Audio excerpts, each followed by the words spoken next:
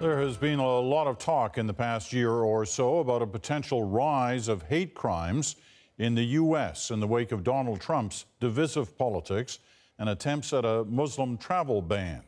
But it turns out Canadians don't need to look beyond their own borders.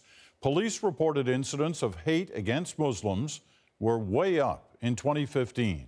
And as Katie Simpson tells us, leaders in the Muslim community believe they have a good idea why. You don't need to look further than the horrific killings of 6 Muslim men in a Quebec mosque earlier this year to understand hate crime is a real problem in Canada. And the newest information from before the incident happened shows attacks against Muslims were on the rise. Any trend in that direction is deeply troublesome. Statistics Canada found that overall in 2015, hate crimes rose by 5% over the previous year.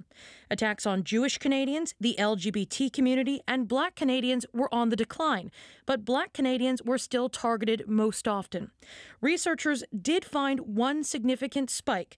Attacks against Muslims jumped by 60%, with 159 incidents reported in 2015. The Canadian Muslim community bore the brunt of sinister political rhetoric surrounding the federal election, which painted Muslims as terrorists or terrorist sympathizers, as well as being anti-woman. The National Council of Canadian Muslims says the Conservative election campaign was a factor in the increase. When you join the Canadian family in a public citizenship ceremony, it is essential that that is a time where you reveal yourselves to Canadians. Stephen Harper promised to prevent Muslim women from wearing the niqab during citizenship ceremonies if re-elected. That I will be faithful. The moment that Mr. Harper started talking about the face veil, we immediately started getting reports of women being harassed in Canada. I think created, if you like, a kind of dog whistle environment in Canada, which actually gives rise to people feeling unrestrained to do these sort of things. But Conservatives adamantly deny the accusation. I think that's absurd. I think that there's no foundational evidence of that. I think that they'd be best advised to find other reasons.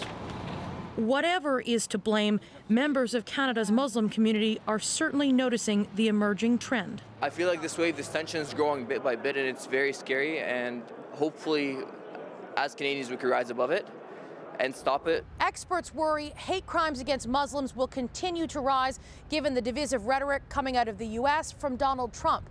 There's also concern the numbers might actually be much higher, as hate crimes often go unreported. Katie Simpson, CBC News, Ottawa.